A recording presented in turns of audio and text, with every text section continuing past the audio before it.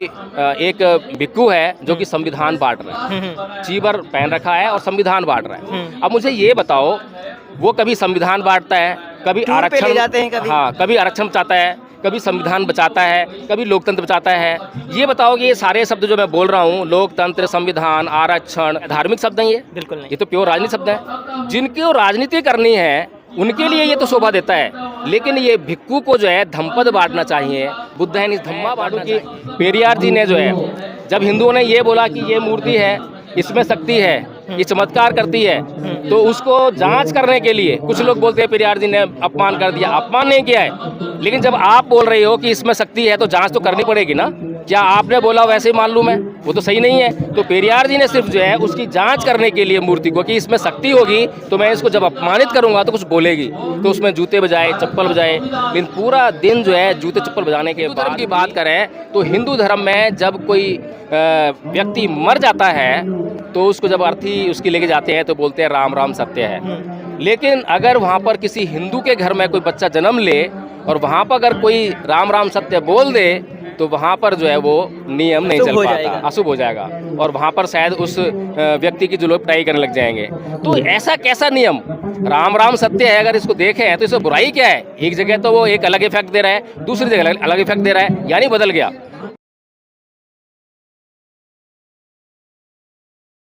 नमस्कार, मेरा नाम है अरुण गौतम और आप देख रहे हैं सोशल मीडिया। आज हमारे देश में सनातन शब्द को लेकर हाहाकार मची हुई है। कोई कह रहा है कि सनातन शब्द या सनातन धर्म कीड़े मकोड़े के समान है, तो कोई वहां पर यह भी मान रहा है कि सनातन ही सत्य है और सनातन के बगैर कुछ है ही नहीं। आज हमारे साथ बातचीत करने के लिए एडवोकेट जय भीम जी मौजूद हैं। इन्होंने बुद्धिज्म पर गहन अध्ययन किया है और इनकी संस्था का नाम है धम्पद, जिसके द्वारा ये लोगों तक बुद्धिज्म के बारे में बताते हैं। इनसे जानने की हम कोशिश करेंगे कि सनातन का सत्य क्या है। जो लोग भी कह रहे हैं कि सनातन शब्द कीड़े मकोड़े जैसा है, सनातन धर्म जिसको धर्म से जोड़ा जा रहा है, तो सनातन कोई धर्म है या किसी विशेषण का नाम है या शब्द है, क्या चीज़ है सनातन? थैंक यू अरुण, और बहुत अच्छा सवाल ये चल रहा है आजकल जो है, और लोगों को समझना चाहिए कि सनातन शब्द आखिर है क्या। और हमने देखा है, अगर हम इतिहास में झांक कर अगर देखें तो जितना भी काम बौद्धों ने किया भगवान बुद्ध के माध्यम से, भगवान बुद्ध धर्म के माध्यम से जितना भी काम हुआ है, तो जिसका अच्छा गौरव स्थापित हुआ समाज में, तो उसको चुराने का काम जो है ये हिंदू लोगों ने किया है। तो इसी प्रकार से हम देखते हैं जो सनातन शब्द जो है, कुछ लोग उसको सनातन धर्म कह के भी संबोधित करते हैं, सनातन धर्म के बारे में बोलते हैं कि सनातन धर्म जो है सबसे श्रेष्ठ है, सबसे अच्छा है, कुछ भी बोलते हैं। लेकिन सनातन शब्द को हम अगर परिभाषित करेंगे तब पता लगेगा कि क्या वास्तव में ये जो सनातन धर्म जिसको जो हिंदू लोग जो हैं आजकल कह रहे हैं, क्या वास्तव में कोई सनातन धर्म जैसी कोई चीज़ जो है एग्जिस्ट करती है, या वास्तव में ये लोगों को गुमराह करने का एक तरीका है। तो सनातन शब्द जो है, अगर हम देखें धम्पद में एक गाथा आती है कि नाही वेरेन वेरानी समन्तित कुदाचनंग अवेरेन चै समन्ति ऐस धम्मो सनातनो, यानी कि वैर से कभी वैर शांत नहीं होता, अवैर से ही वैर शांत होता है। और यही एक सनातन नियम है। सनातन नियम है, इसका मतलब ये है कि ये ऐसा नियम जो कि कभी बदलता नहीं है, जो सार्वजनिक है, सार्वकालिक है, सार्वभौमिक है। ये जो तीन शब्द बोले हैं बड़े महत्वपूर्ण हैं। यानी कि सार्वजनिक मतलब हर एक व्यक्ति के लिए एक समान है। वहाँ ऐसा नहीं है कि हिंदू के लिए अलग हो जाएगा, मुसलमान के अलग हो जाएगा, सिख के अलग हो जाएगा। सार्वभौमिक है, पूरी दुनिया में, पूरे यूनिवर्स में जो है ये एक जैसा रहने वाला है, कहीं पर भी बदलने वाला नहीं है। सार्वकालिक है, किसी भी समय में आप इसको इस्तेमाल कर लो, किसी भी युग में चले जाओ। हिंदुओं की तरह नहीं कि आज जो सतयुग चल रहा है, कल त्रेता है, तो उसके जो है नियम अलग बदलते रहते हैं, त्रेता में ये होगा, सतयुग में ये होगा, ऐसा कुछ नहीं है।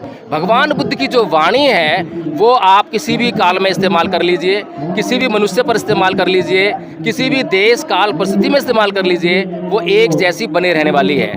और जैसा कि मैंने ये गाथा आपको बताई है कि नाही वेरेन वेरानी समन्ति अवेरन चै समन्ति ऐस धम्मो सनातनो, कि वैर से कभी वैर शांत नहीं होता। पूरी दुनिया इसको सुनते ही कहती है कि हाँ यही सनातन है, हाँ यही सच है, और एक ऐसा सच है जो कि बदल नहीं सकता, कोई इससे इनकार नहीं कर सकता। आज पूरी दुनिया जो है इस शब्द को ग्रहण करना चाहती है।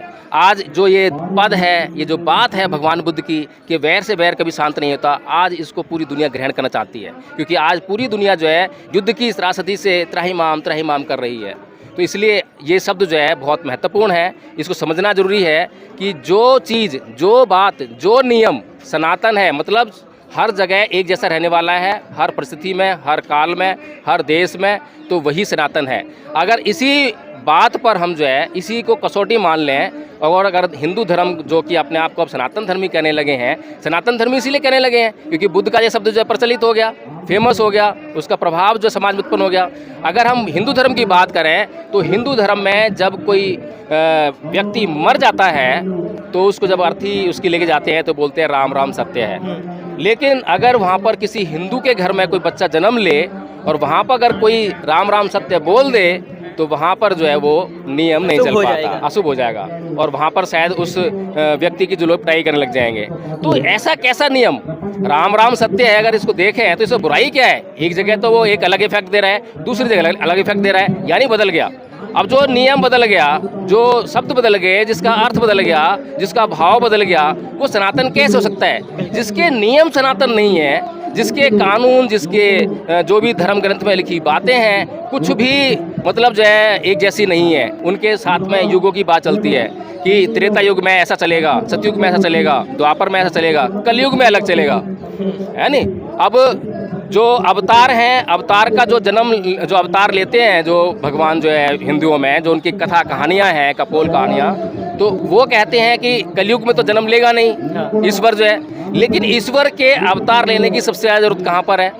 सबसे ज़्यादा पाप कहाँ हो रहा है? जहाँ पर सबसे ज़्यादा पाप हो रहा है जिस युग में, वहीं तो अवतार की जरूरत है। वहाँ तो अवतार लेगा नहीं, क्योंकि अवतार लेता ही नहीं है, इसीलिए अवतार लेगा नहीं। झूठ है, छुपाया हुआ सारा एजेंडा है, और बुद्ध की वाणी को जो है, क्योंकि उसका प्रभाव स्थापित हो गया है, उसको जो चुरा लिया गया है। मतलब ये कह सकते हैं कि आज देश में जो भी वैदिक ब्राह्मण बनते हैं वो लोग इतिहास चोर हैं। बिल्कुल, डेफिनेटली इतिहास चोर हैं, और बहुत ज़्यादा प्रमाण आपको जो है मिल जाएंगे। आपको रामायण देख लीजिए, वाल्मीकि रामायण में जब भरत जो है राम से मिलने जाते हैं तो वहाँ पर जो है एक जाम्बाली कथन है। जाम्बाली जो है ब्राह्मण है, जो राजा दशरथ के राज्य में जो है ब्राह्मणत्व का कार्य करता है। अब वो जो जाम्बाली जो है राम को ये समझाता है, राम को जो समझा रहा है वो बुद्ध की वाणी समझा रहा है कि ये जो राग में आप फंसे हुए हो, आसक्तियों में फंसे हुए हो, इनको छोड़ दो, अपने कर्तव्य को पहचानो। कौन दशरथ, कौन राम, ये जो बात बोल रहे हैं जाम्बाली कि कौन दशरथ, ना कोई किसी का पिता है, ना कोई किसी का पुत्र है, अताही अतनो नाथो, कोई नाथो पड़ोसिया। तो कुल मिलाकर यही है कि यहाँ पर जो है हर एक प्राणी अपना स्वतंत्र अस्तित्व लिए हुए है। उसका जो संबंध हम देख रहे हैं एक दूसरे से जो है वो भ्रामक है। ऐसा संबंध कुछ पाया नहीं जाता। वो संबंध हम बना रहे हैं व्यवहार के लिए, हमें व्यवहार करना है, इसलिए हमने पत्नी लेकर आए शादी करके, क्योंकि जीवन जीना है। जब पुत्र उत्पन्न होता है तो जैसे ही पुत्र उत्पन्न हुआ वैसे उसका अलग एग्जिस्टेंस है। वो पुत्र कभी भी मृत्यु को प्राप्त हो सकता है, पिता कभी मृत्यु को प्राप्त हो सकता है, पत्नी कभी मृत्यु को प्राप्त हो सकता है। उनका संबंध आपस में ऐसा कुछ है ही नहीं जो कि हमेशा बने रहने वाला हो। तो इस तरह से हम देखते हैं कि ये जो जितना भी हिंदू धर्म का आप साहित्य देखते हैं कि इसमें जो है बहुत सारी चीज़ें। अब अगर वाल्मीकि अपने रामायण को लिखते वक्त और वहाँ बुद्ध की बातें करता है, बुद्ध को चोर कहता है, तो साफ साफ सी बात है कि बुद्ध जो है उस ग्रंथ से पहले हुए हैं। और अगर बुद्ध जो है राम से पहले हुए हैं तो राम कहाँ से इतने प्राचीन हो गए? तो इतना जो पाखंड जो हमारे लोगों को समझाया गया है, भारत के लोगों को गुमराह किया गया है, तो इस चीज़ को हमें समझने की ज़रूरत है आज जो है कि क्या चल रहा है। जो सनातन शब्द जिसकी हमने बात की, बुद्ध की एक एक वाणी को ले लीजिए, कहीं से भी उठा के देख लीजिए और कहीं पर भी उसको प्रयोग कर लीजिए, वो हमेशा एक जैसी दिखाई देगी। उदाहरण के लिए एक और मैं गाथा बताता हूँ। अकोछी मंग अवधि मंग अजीनी मंग आहासी में ये चत्तंग उपनहंती वेरंग तेसंग नय सम्मति, यानी कि उसने मुझे मारा, उसने मुझे पीटा, उसने मुझे जीत लिया, उसने मेरे को लूट लिया। जो इस प्रकार की बातें अपने मन में बनाए रखते हैं उनका वैर कभी शांत नहीं होता। अब बताइए कौन इससे इनकार करने वाला है? कोई नहीं। और कहाँ इसको आप लागू नहीं कर सकते हो? किस काल में, किस देश में, किन परिस्थितियों में ये बात साबित नहीं होती है? बल्कि ये पूरी दुनिया के लिए बहुत ही महत्वपूर्ण बातें हैं। धम्मपद की एक एक गाथा जो है पूरी दुनिया के लिए आज बहुत महत्वपूर्ण बनी हुई है। लेकिन ये हिंदू लोग मतलब जो हिंदू जनता है वो तो मासूम है, निर्दोष है, क्योंकि वो जानती नहीं है, पढ़ती नहीं है। लेकिन जो नेता हैं, राजनीति करते हैं धर्म के नाम पर, ये उनके लिए बहुत ज़रूरी है कि ये जो बौद्ध धर्म है ये बहुत उन्नत धर्म है, बहुत विकसित धर्म है। मतलब ये कह सकते हैं कि जो लोग भी बुद्धिज्म को पालन करते हैं, जो लोग बौद्धिस्ट हैं, वही असली सनातनी है। नहीं, सनातनी अपने आप में कुछ नहीं है। अब मैं कहूँ कि अरुण सनातनी है तो उसके लिए उसको जो है सार्वकालिक होना पड़ेगा, सार्वजनीन होना पड़ेगा, सार्वभौमिक होना पड़ेगा, वो हो नहीं सकता। लेकिन जो सिद्धांत है वो सनातन है। सिद्धांत सनातन है। कोई आदमी, कोई वर्ग या कोई कम्युनिटी वो सनातन नहीं है। कम्युनिटी हमेशा रंग बदलती है। आज जो हिंदू है वो अगर 1000 साल पहले तो वो हिंदू नहीं था, उस तरह का हिंदू नहीं था। आज जो चमत्कार, पाखंड, रीति रिवाज आज जो वो चल रहे हैं जिन पर जो है वो उस समय नहीं थे, तो वो बदल रहे हैं। लेकिन जो नियम जो कभी नहीं बदलता है उसको बुद्ध ने सनातन कहा है। ना ही वेरेन वेरानी समन्वित अवेरन चय समन्ति ऐस धम्मो सनातनो। ये सनातन है। ये सनातन इसलिए है कि ये कभी बदलने वाला नहीं है, उसकी ये क्वालिटी है, इसलिए सनातन है। तो जो लोग भी ये कहते हैं कि जो बुद्धिज्म की कॉपी किया गया है हिंदू धर्म को, इसमें कितनी सच्चाई देखते हैं आप? नहीं, कॉपी कर लिया था तब भी बात ठीक थी, लेकिन उसको बिगाड़ दिया। कॉपी किया अपने फ़ायदे के लिए, और उसको जो अपने फ़ायदे में किस तरह से इस्तेमाल करना है। अगर कॉपी किया होता तो वास्तव में ये लोग धार्मिक हो गए होते, अधार्मिक नहीं होते। ये दैत्य नहीं बनते, राक्षस नहीं बनते। ये आज जो है धर्म के नाम पे राक्षस बनकर जो है मानव को मानव से लड़ाने का काम कर रहे हैं। जहाँ इतना हिंसा का तांडव मचता है, जहाँ श्री राम को बोलने के लिए इतना जोर लगाना पड़े। अभी साथ में ये मंच लगा हुआ है, ये उदय स्टालिन के खिलाफ जो है यहाँ पर बैठे हुए हैं। अब अगर इनके जो वेद हैं, उनके जो वाक्य हैं, अगर उसमें कुछ सच्चाई होती, पुराण है, रामायण है, महाभारत है, अगर इनके वाक्यों में कुछ सच्चाई होती तो इनके धर्म ग्रंथ कहते हैं कि जब भी कोई व्यक्ति किसी के साथ में इस तरह से धर्म का हानि करता है तो उसके खिलाफ जो है ये यज्ञ करते हैं, मंत्र फूकते हैं। ये है ना इनके पास जो है। तो ये बेतलम में यहाँ बैठे हुए हैं, इनको जाना चाहिए, यज्ञ में बैठना चाहिए, इनको मंत्र फूकना चाहिए। लेकिन यहाँ पर ये वैमनस्य फैला रहे हैं कि लोगों को भड़का रहे हैं कि जाओ उसे मारो, जाओ उसे मारो, जाओ उसे गिरफ्तार करो। अगर वास्तव में इतना इनके अंदर जो सनातनपन होता इनके वाक्यों में, तो वो तब भी काम करते और आज भी काम करते। आज उदय स्टालिन जो है, जैसे ही वो वाक्य बोला उसने कि ये हिंदू धर्म जो है इसको डेंगू और मलेरिया की तरह जो है समाप्त करने की आज आवश्यकता है, उतना ही खतरा है जैसे डेंगू और मलेरिया होता है। तो जैसे ही उसने ये वाक्य बोला था वैसे ही खत्म हो जाता। अगर वास्तव में ईश्वर जैसी सत्ता होती, कुछ चमत्कार होते और वास्तव में ये ईश्वर की बनाई हुई दुनिया होती, तो ईश्वर की बनाई हुई दुनिया में ऐसे दैत्य, ऐसे राक्षस जो ईश्वर का अपमान कर रहे हैं वो कैसे पैदा होते? तो इसका मतलब यही है। और आज पेरियार जी का जन्मदिन है। मैं बता दूं कि पेरियार जी ने जो है, जब हिंदुओं ने ये बोला कि ये मूर्ति है, इसमें शक्ति है, ये चमत्कार करती है, तो उसको जांच करने के लिए कुछ लोग बोलते हैं पेरियार जी ने अपमान कर दिया। अपमान नहीं किया है, लेकिन जब आप बोल रहे हो कि इसमें शक्ति है तो जांच तो करनी पड़ेगी ना। क्या आपने बोला वैसे ही मान लूँ मैं? वो तो सही नहीं है। तो पेरियार जी ने सिर्फ जो है उसकी जांच करने के लिए मूर्ति को कि इसमें शक्ति होगी तो मैं इसको जब अपमानित करूंगा तो कुछ बोलेगी, तो उसमें जूते बजाए, चप्पल बजाए। लेकिन पूरा दिन जो है जूते चप्पल बजाने के बाद भी वो मूर्ति उफ तक नहीं करी। हालांकि पेरियार जी को जूते मारते मारते हाथ दर्द हो गया, लेकिन उसको कुछ फर्क नहीं पड़ा। तो इससे देख सकते हैं कि सनातन धर्म जो है, जिसको ये हिंदू लोग अब बोलने का काम कर रहे हैं, अगर इनके अंदर जरा सी भी लाज शर्म है तो बुद्ध के धम्म को जो है ये अडॉप्ट करना चाहते हैं, कॉपी करना चाहते हैं, उसको अपना ब्रांड देना चाहते हैं, तो कम से कम उसके गुणों को भी समाहित करें। उसके गुणों के बगैर अगर उसको जो खाली कॉपी करेंगे तो दूध पानी के पानी हो जाना ही है। अगर बुद्ध के विचार सत्य हैं तो आखिर क्या ऐसी वजह बनी कि बुद्ध के विचारों को नष्ट कर दिया गया? मतलब जो सत्य है वो नष्ट कैसे हुआ भारत में, और ये अज्ञानी लोग आज देश पे राज कर रहे हैं? देखो अरुण, बहुत अच्छी बात तुमने पूछी है। और जो धम्मपथ ट्रस्ट जिसका मैं संस्थापक हूँ, और मैंने इस ट्रस्ट के माध्यम से जो अभियान चला रखा है वो है सांस्कृतिक परिवर्तन का। अब ये सांस्कृतिक परिवर्तन क्या है इसको समझने की ज़रूरत है। बाबा साहब डॉक्टर भीमराव अम्बेडकर ने 1956 में धर्म परिवर्तन किया, 1935 में हिंदू धर्म को छोड़ दिया। जो लोग बाबा साहेब के आह्वान पर हिंदू धर्म छोड़कर बौद्ध बन गए थे, तो उनका जो है खाली अभी वर्ग का परिवर्तन हुआ था, वेशभूषा का परिवर्तन हुआ था, मंदिर और बुद्ध विहार का परिवर्तन हुआ था, अपने जो तीर्थ स्थान है उनका परिवर्तन हुआ था। लेकिन जो उनकी संस्कृति है, वो जो पुरानी संस्कृति हिंदू संस्कृति में जो जी रहे थे, वही संस्कृति आज आपको बहुजन समाज में भी देखने को मिल रही होगी। और आप देख रहे होंगे कि आज जो है सबसे बड़ा जो रोग है बहुजन समाज के सामने, सबसे बड़ी जो कष्ट वाली जो परिस्थिति है वो ये है कि जिनको ये संस्कृति समझाने का दायित्व है, वे लोग जो हैं उस संस्कृति का प्रचार प्रसार करने के बजाय वो उसी हिंदू संस्कृति का प्रचार करने में लगे हुए हैं। जैसे कि मैं उदाहरण देना चाहूँगा कि अभी एक भिक्खू है जो कि संविधान बांट रहा है, चीबर पहन रखा है और संविधान बांट रहा है। अब मुझे ये बताओ, वो कभी संविधान बांटता है, कभी आरक्षण जाते हैं, कभी आरक्षण चाहता है, कभी संविधान बचाता है, कभी लोकतंत्र बचाता है। ये बताओ कि ये सारे शब्द जो मैं बोल रहा हूँ, लोकतंत्र, संविधान, आरक्षण, ये जो है कौन से शब्द हैं? क्या धार्मिक शब्द हैं ये? बिल्कुल नहीं, ये तो प्योर राजनीतिक शब्द हैं। जिनको राजनीति करनी है उनके लिए ये तो शोभा देता है। लेकिन ये भिक्खू को जो है धम्पद बांटना चाहिए, बुद्ध है धम्मा बांटना चाहिए लोगों में जो है। और जब कोई आरक्षण की बात करता है कोई भिक्खू, तो वो जो है उस समुदाय का हो जाता है, वो पूरे मनुष्य समाज का नहीं होता। लेकिन बुद्ध ने जो अपना धम्म दिया वो सभी के लिए दिया।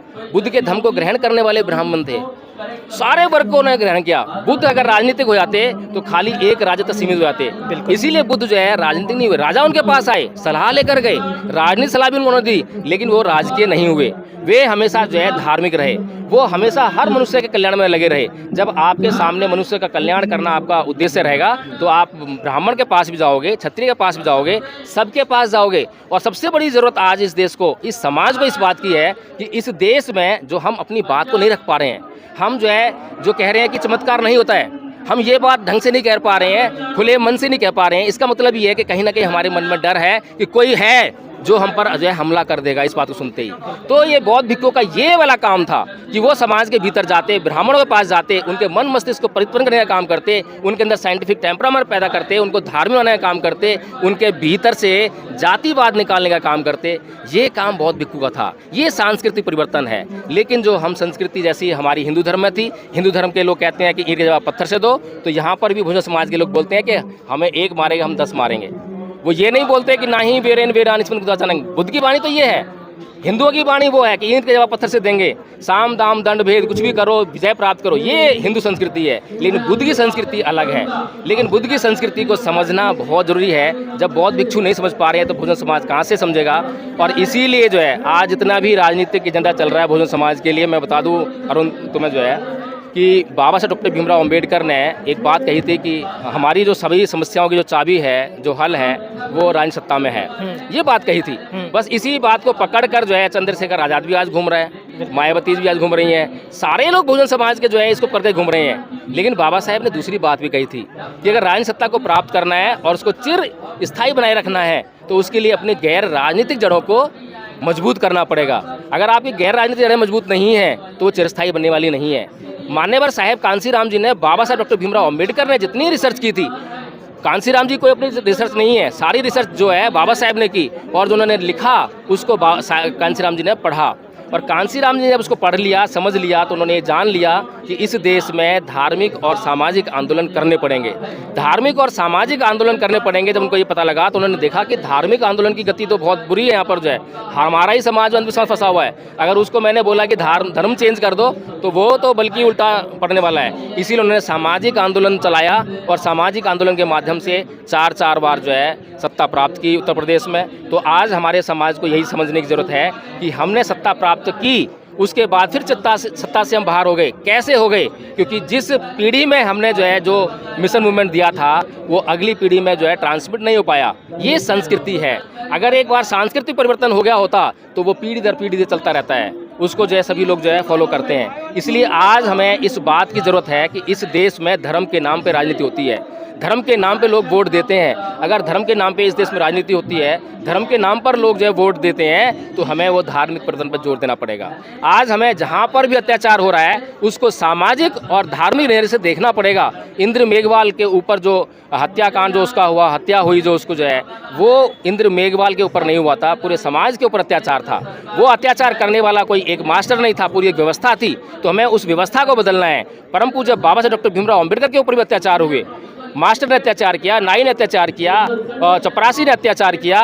लेकिन परम पूज्य बाबा साहब डॉक्टर भीमराव अंबेडकर जब इतनी योग्यता ग्रहण कर ली, कानून मंत्री भी बन गए, तब भी जो है उन लोगों के खिलाफ कभी एफआईआर नहीं कराई, उन लोगों के खिलाफ कोई संघर्ष नहीं करा। उन्होंने उस व्यवस्था को बदलने का काम किया संविधान के माध्यम से, जिस व्यवस्था के माध्यम से जो है उन पर अत्याचार किए जा रहे थे। तो आज हमें इस बात को समझने की जरूरत है कि जो व्यवस्था हम पर अत्याचार कर रही है, आज उस व्यवस्था से हमें पीछे छुड़ाने की जरूरत है। हमें अपने समाज को उससे बाहर निकालने की जरूरत है। और ये जो सांस्कृतिक परिवर्तन है, अगर एक बार हो गया तो उसके बाद ये जो हिंदू धर्म के नाम पर, सनातन धर्म के नाम पर जो वोट इकट्ठा करते हैं, ये बंद हो जाएगा और आपकी राजनीतिक सत्ता जो है चिरस्थायी बन जाएगी, हमेशा हमेशा के लिए कायम हो जाएगी। यहाँ पर कोई भी शासक बनेगा तो वो बौद्ध ही होगा, चाहे वो ब्राह्मण शासक बने, क्षत्रिय बने, शूद्र समाज बने, कोई फर्क नहीं पड़ता। वो सारा अस्तित्व मिट जाएगा, वर्ण व्यवस्था खत्म हो जाएगी और केवल इस देश में बौद्ध रह जाएंगे और बौद्धों की जो है शासन सत्ता यहाँ पर स्थापित हो जाएगी। ये थे हमारे साथ एडवोकेट जय भीम जी, जो कि धम्म पद के नाम से अपना यूट्यूब चैनल चलाते हैं। इनकी संस्था का नाम भी धम्मपद। अगर आप इनसे बुद्धिज्म के बारे में कोई भी सवाल